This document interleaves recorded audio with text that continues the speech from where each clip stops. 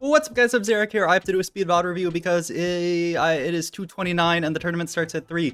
Fnatic, Wasianiverson, first place overall, day 1 of the America's Golden Spatula, so we are going to watch one of his games. He played a comp this game. He played Storyweavers this game. He played Vertical Storyweavers, and it's a comp that I haven't really gotten a chance to play at all. I know it's a very, very high cap comp, a comp that a lot of people are really interested in if you can get to the main condition for it, which is also Wasian. You might be able to have game audio here, though I don't know if it even has game audio.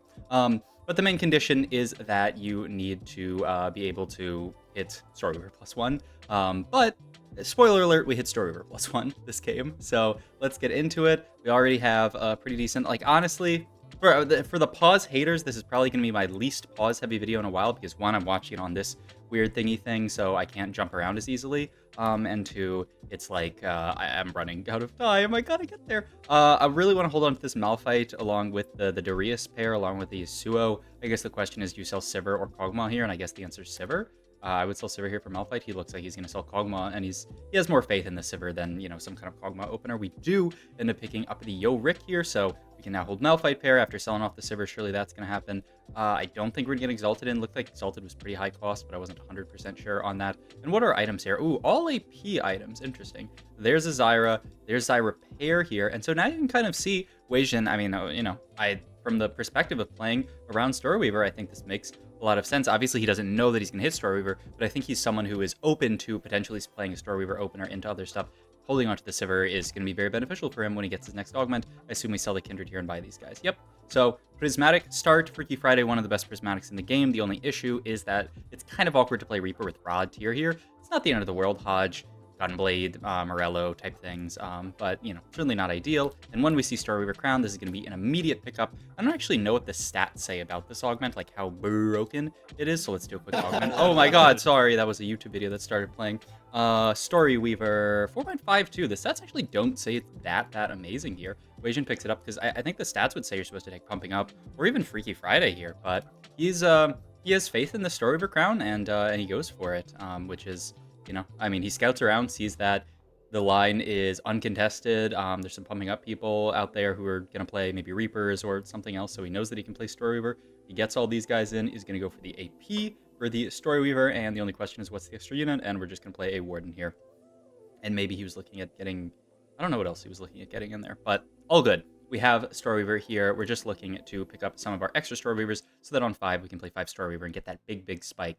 When you are playing Storyweaver Kale, you are always going blue at 5 and blue at 7. The only question is, do you start off with green or blue? And I think if you are confident that you can get to Shred, then you should just go blue. And so I think Wasian here, with the tier, with the Rod Nose, Static Shiv, Ionic Spark, one of these is going to become an MR Shred component, so we'll be fine. Let's put all these Storyweavers into our team planner. Also, looks like we had 2 out of 3 Exalted there. It was like Sivir and Morgana, so perhaps this can also be an Exalted late game as well, so that should be fun for us. The only downside is we are losing some fights early with 0 upgrades, really, and no item slammed from these. Everybody else should only have 2 components, I believe, so it's like a lot of people are going to end up without item slammed, which means people like this, the person we just fought, who have a Darius 2, it's going to be a lot harder to beat them because, you know, they have a Darius 2. The upgrades are king when you have, like, almost no items. The only item we have here is the Protector's Vow from our Storyweaver +1, which is an interesting item for it to give, honestly. Like, why do you want Protectors? I guess for the... Ooh, this is an interesting call from Wasian here. He wants to play for the 5 loss with the Storyweaver opener, so he's just, yeah, going to full open his board here and ensure that he loses. He knows he's looking, right? This is an encounter carousel, so he wants to guarantee that he's first pick for this encounter carousel. Really smart to just play for the loss there going into encounter carousel, because, I mean, what if we get, you know, an artifact? What if we get, you know, even like a 3 cost would be good. Even a bonus offensive component here is really nice. We have a Rod plus tier open. You could go something like Deathcap Static Shiv onto this Aphelios. If there was a 3 cost Storyweaver, you could consider picking up. There is this Riven here, which should end up in like Shojin Morello, which I don't completely dislike either. I think I do like just Deathcap Static Shiv a little bit better, but I guess these are the considerations. I guess there's also this, which is like Shojin Deathcap, but I would really like to get to some form of MR Shred this game. That's the kind of downside to taking Shojin plus Morello, is you have no MR Shred. You do get the Morello, though. So we'll see. I guess there's also a Mumu, but then like you could make Spark, but then you're making like Spark Shiv, which feels bad. So yeah, he is between these two. Ends up taking the Aphelios like I was talking about. The Shiv plus Deathcap looks really good to me. great items onto our Zoe, who's just going to item hold all of our AP stuff, and yeah, we'll be very pleased with this. I guess the question at this point is, are we going to sort of like full commit to the 5 loss here? Certainly, I think makes sense if you think someone's gonna grief you here, but it looks like everybody else, Slooper, So Bio, yeah, all these people are actually playing pretty decent boards, so we probably can just chill here, not slam an item, but continue to keep our loss streak here. And ooh, he's even gonna slam the Shiv here. It's a little scary for me, because what about next fight? We need to lose next fight, but I guess his idea is, you know what, this can help us kill a unit, and we can always just take the Zyra out next fight. So smart stuff from Wasian, saves a little bit of HP by killing an extra unit here, and we just gotta make sure we lose next fight. Working out set makes you bigger is a pretty chill encounter, not much going on. And yeah, he's doing really aggressive scouting this game, sees that person who has Zoe too. This is a bit, I love this from Wasian here. He's gonna say, I want to pick up the Zyra, I want to make 40 gold, I want to play weakest board here, so I'm just gonna do this to ensure. Oh, he changes his mind. He says, you know what, everybody's strong enough. When I do this, and I have to sell these 2 units to guarantee, I'm confident that I can lose this fight, which is very dramatic, but I mean, I think it makes sense. We have like basically no frontline on this board. This was probably one of the weaker boards that we could fight, though they have an Infinity Force, they have an Edge of Night, so we lose that fight, 72 HP, and full loss streak, not bad. Here's an Ornn, who's kind of an interesting in here. Yeah, I like this a lot, not actually fielding the Ornn, because Ornn doesn't really fit on this board. The units that you really tend to want to fit are Alawi plus Morgana, because they fill out so many synergies. Another bow is a little bit unfortunate. There is a Riven, which is really nice for us, so we might end up having to sell the Ornn, but no, we don't have to sell it. There's the Garen too. Oh, and he does fit it in with the Gnar. This is a pretty cute little setup here, and then we can level. We also end up getting the perfect complement to our bow here, which is Nashor's, probably the best single item that we could build in this spot. So our board looks great, and ooh, look at this. Wasian says, you know what, I'm going to start my win streak here. It only cost me 1 gold to early level here, and says, yeah, let's just play this board. Let's rock with it. I mean, this board is now fantastically strong with the upgraded Kale, with the second blue. It's just really insane. Augment wise here, I think you tend to just want stuff that can buff Kale. I don't really like any of these, really. Certainly don't think it's Final Ascension, because so much of this comp's power is the upfront burst. Buried Treasure at 3-2 isn't my favorite, but Cybernetic Bulk also doesn't look... I guess Cybernetic Bulk doesn't look that bad. We got 2 extra items from the Prismatic... Or, yeah, from our Storyweaver +1, so I guess I would lean Bulk here? But we'll see. Once again, I am a noob to this comp, so maybe, maybe I'm crazy and Final Ascension is good. Certainly seems like that's not the case. Looks like my analysis so far is spot on. I mean, you just take Cybernetic Bulk here, right? Yeah, it's good enough. There's a Zoe as well that we can fit onto this board. Slightly better unit, and I guess the question is, what are we going to hold on to here? Also opts to get out of the Gnar here and into a Shen, so that we get Behemoth on this board. He knows, this is smart from Wasian, he knows. Also, we have Ornn farming an extra item for everybody for bulk, which is really fun.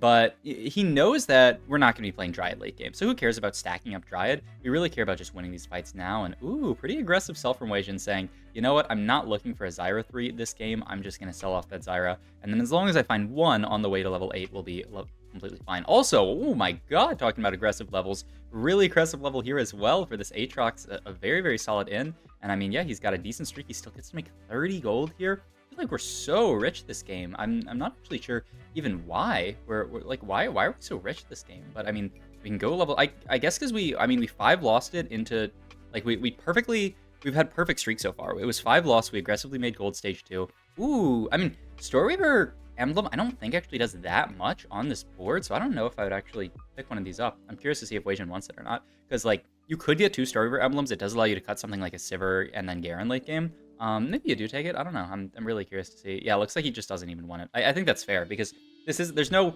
you need 3 emblems to get to 10 Storyweaver, and you need to get to level 10, so that's like not gonna happen. And losing another item here, yeah, I think feels really bad. So he goes for the cloak, goes for frontline item. I think this is really smart.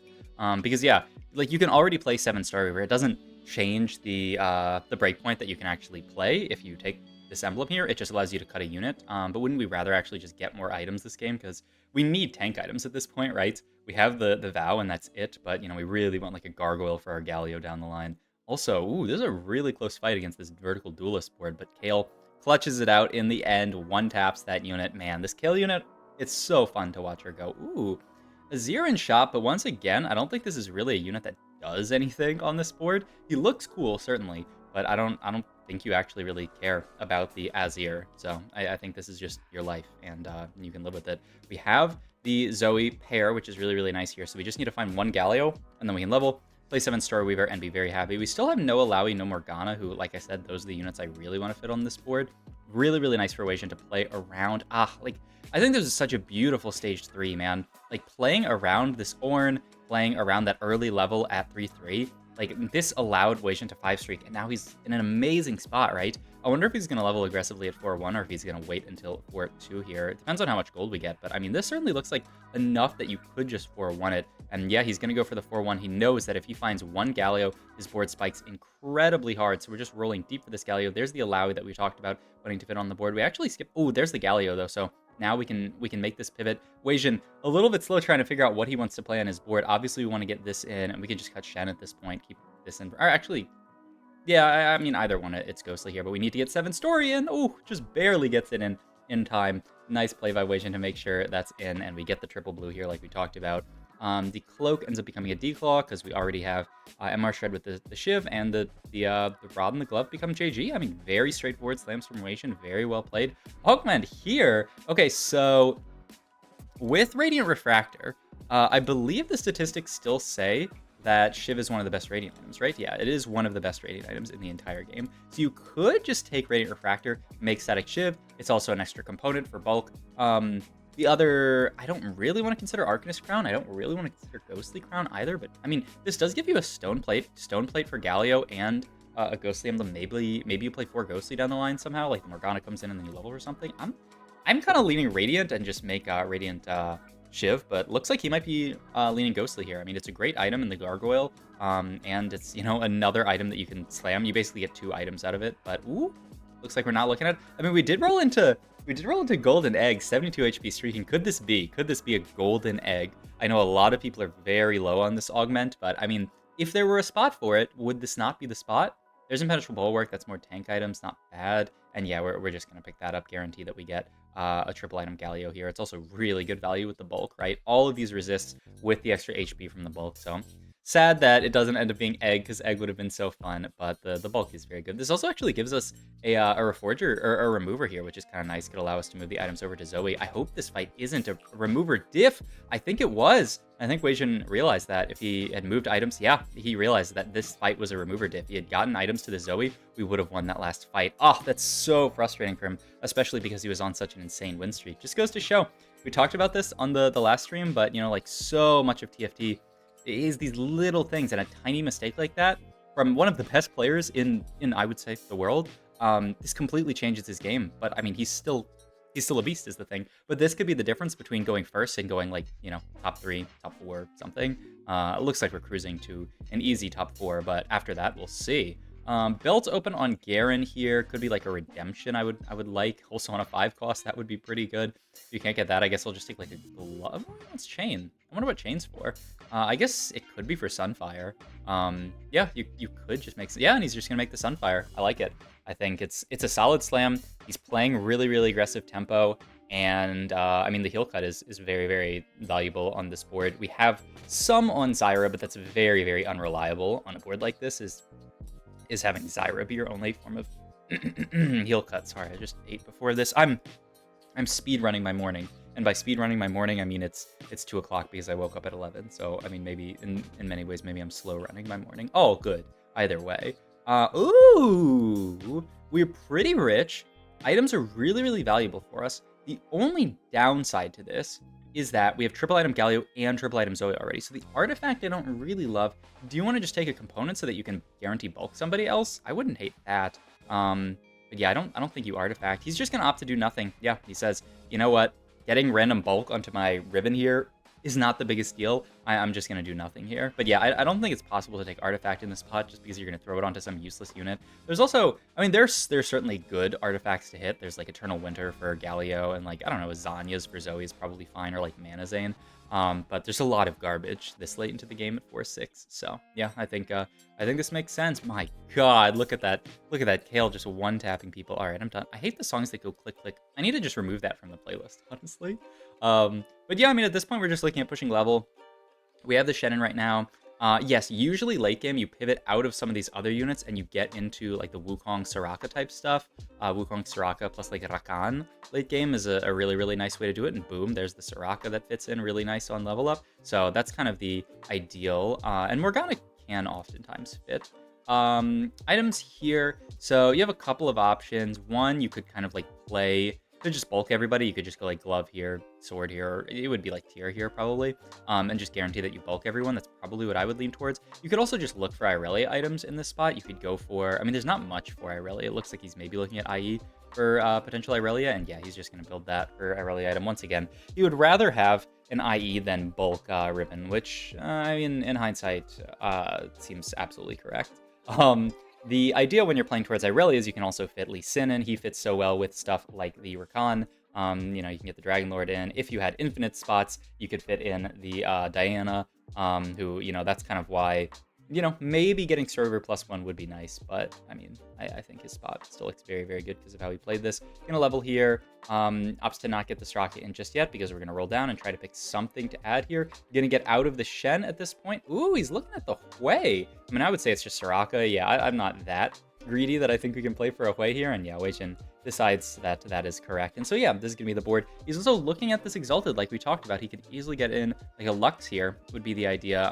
You could get Lux in over Alawi, though you'd lose a lot of synergies, but you could certainly think about playing Lux this game, or maybe Thomas Gensch or something. Yeah, and he sees the Lux in shop and knows, all right, Exalted, we can play for it. I guess it's just Soraka out, right? Yep, and you play Exalted here.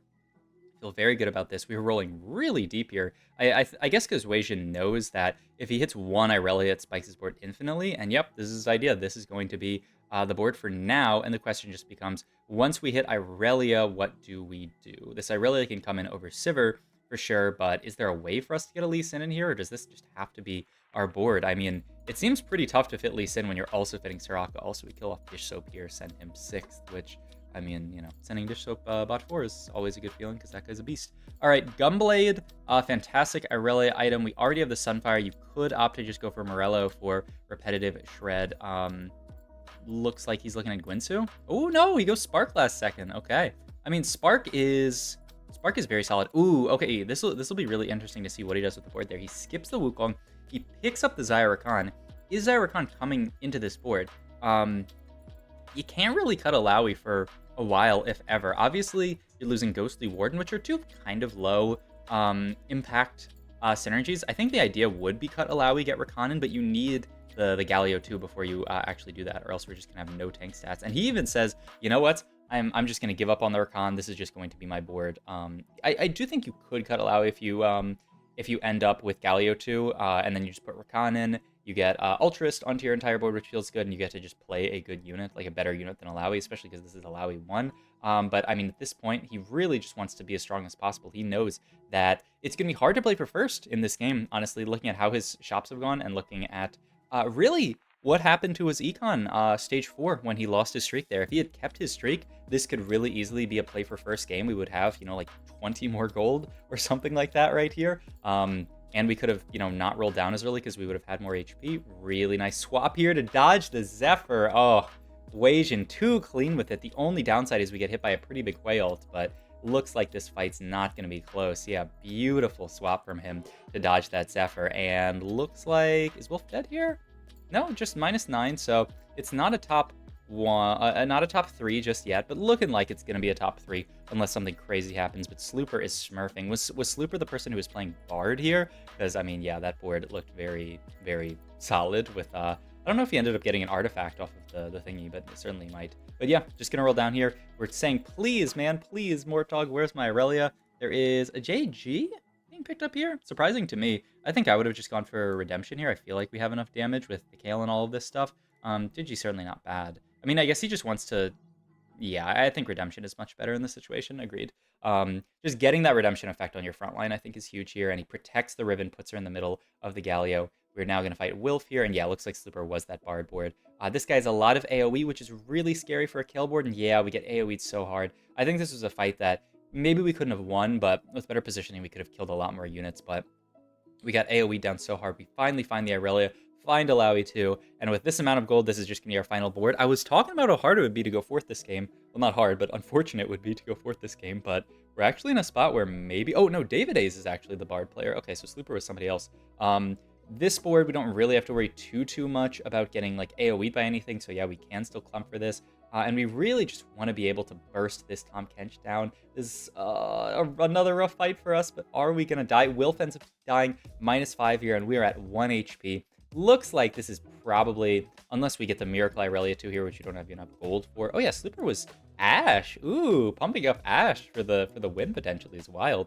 But I mean, this looks like it's just going to be a third. It was a very, very nice game played from Wasian. That one round we're not removing, that those items actually cost us infinite, and then losing a little bit of HP in some of these other fights with positioning stuff hurt a bit, but like, I don't know, did it really look like we could have won this lobby? I mean, I think with that one loss, maybe we could have, but still, a very, very solid third from Wasian, playing a really, really cool line. I feel like I learned a lot about how to play this line this game. So, hope you guys enjoyed this video. If you did, please like, comment. Oh, and Carousel full of 5 claws feels so bad because we could have picked up our Aurelia 2 here if we would have lived. Like, comment, and subscribe. Check out the link to the co-stream in the description down below, and I'll see you guys in the next video. Bye.